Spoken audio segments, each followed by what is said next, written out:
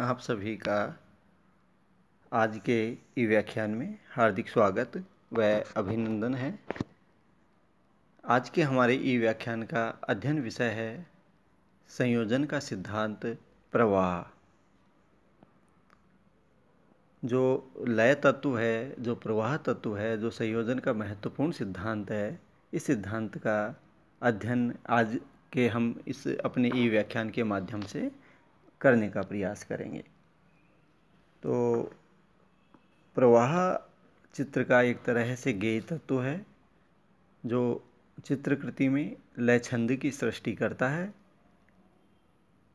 प्रवाह का अर्थ चित्रभूमि पर दृष्टि का स्वतंत्र, अबाध एवं मधुर विचरण अथवा गति को सुनिश्चित करता है। प्रवाह युक्त चित्र में नेत्र को उलझन अथवा कष्टदायक विरोधाभास का सामना नहीं करना पड़ता। यह रेखा, रूप, रंग, तान, पोत इत्यादि सभी मिलकर के चित्र में एक लय का संचार करते हैं, एक लय को उत्पन्न करते हैं। सामान्यतः जो अंतराल होता है उसमें कोई गति नहीं होती, परंतु जैसे ही उस अंतराल में हम कोई बिंदु प्रकट करते हैं या बिंदु की स्थापना करते हैं तो एक तनाव उत्पन्न हो जाता है, क्योंकि दृष्टि बिंदु पर जम जाती है। बिंदुओं की संख्या बढ़ाने से दृष्टि एक बिंदु से दूसरे बिंदु तक विचरण करती है और गति का प्रादुर्भाव होता है। यह गति सुगठित व सरल और प्रवाह युक्त भी हो सकती है, साथ ही अशांत, अरुचिकर या प्रवाहहीन भी हो सकती है। बिंदुओं के आकार और स्थान द्वारा इस गति का एक तरह से मार्ग निर्देशन होता है।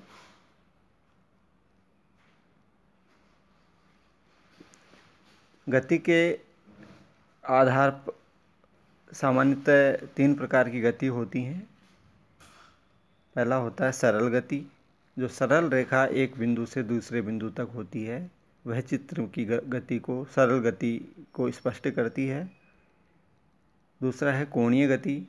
टूटी फूटी रेखाएं हैं या इस तरह की रेखाएं चित्र में कोणीय गति को स्पष्ट करती हैं।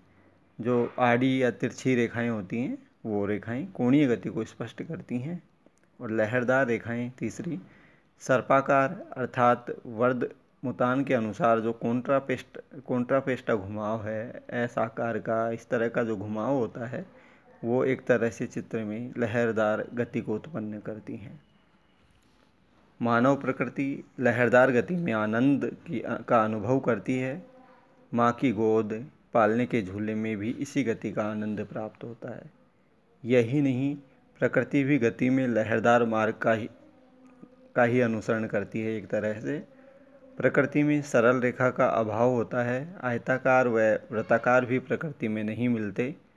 अतः लहरदार गति हमें भौतिक व मानसिक सुख प्रदान करती है, क्योंकि दृष्टिपथ सीधा व कोणीय होने से एक तरह के सुख का अनुभव नहीं कर पाता, लेकिन लहरदार जो रेखाएं हैं वो दृष्टि को सुखद गति प्रदान करती हैं। इस गति में मधुर प्रगति है, इसे ही प्रवाह की संज्ञा दी गई है। आचार्य जो नंदलाल बोस हैं उन्होंने इसे जीवन का प्रवाह कहा, जिसमें रस निरूपण की महान क्षमता है। इस तरह से हम देखते हैं कि जो प्रवाह है वो एक तरह से चित्र का जो चित्रकृति है उसको गति प्रदान करता है। चित्र सामान्यतः निश्चल होता है, स्थिर होता है, पर उसे चंचल बनाने का कार्य, उसे गति में बनाने का कार्य चित्र में प्रवाह करता है।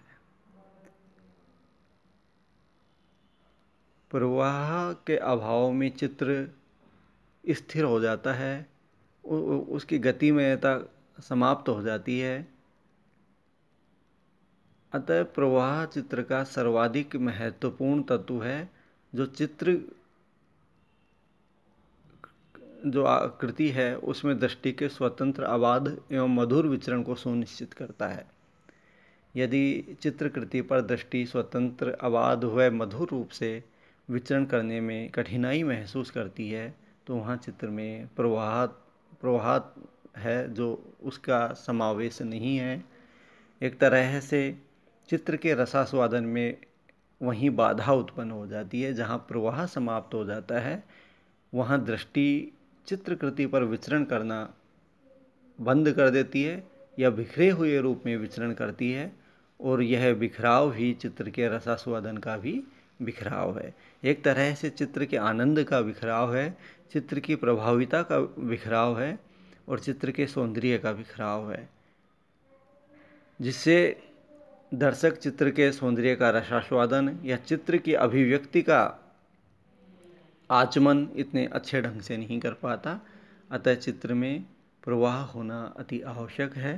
प्रवाह एक तरह से पूरे चित्र की यात्रा करवाता है दर्शक को। जो कलाकृति है उसके एक छोर से लेकर के शुरू होकर के चारों तरफ घुमा करके एक तरह से प्रवाह चित्र की यात्रा करवाता है, और एक तरह से वो चित्र में साधन का कार्य करता है। जिस तरह से परिवहन के साधन से हम एक स्थान से दूसरे स्थान की यात्रा करते हैं, उस तरह से प्रवाह का सहारा लेकर, लय का सहारा लेकर चित्रकृति में जो समाविष्ट लय है या प्रवाह है, उन सब का सहारा लेकर हम चित्र की विषय वस्तु का एक तरह से उनको छूते हैं, उन्हें स्पर्श करते हैं, उन तक पहुंचते हैं। इसलिए प्रवाह चित्र का सर्वाधिक एक तरह से महत्वपूर्ण तत्व है, और इसके अभाव में चित्र निर्जीव सा हो जाता है। चित्र में प्राणों का संचार, चित्र को गति प्रदान करने का कार्य चित्र में, कलाकृति में निहित लय छंद ही करता है। अतः कलाकार को चित्र में लय के प्रयोग में, लय की समाविष्टि में विशेष सतर्कता बरतना अति आवश्यक है। कलाकार इस लय तत्व का समावेश अपनी कलाकृति में जितनी अधिक भली भांति कर पाता है, उस कलाकार की कृति उतनी ही अधिक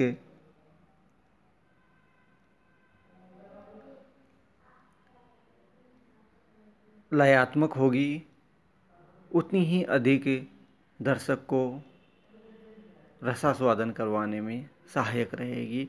दर्शक उतना ही अधिक उस चित्र की लय में खोकर, उसकी लयात्मकता में तल्लीन होकर के उस कृति की अभिव्यक्ति से और उसके तकनीकी पक्ष से आनंदित महसूस करेगा। अतः चित्र में हम प्रवाह या लय को एक महत्वपूर्ण संयोजन के सिद्धांत के रूप में मानते हैं, और प्रवाह या लय संयोजन का एक महत्वपूर्ण सिद्धांत है। धन्यवाद एवं शुभ दिवस। धन्यवाद।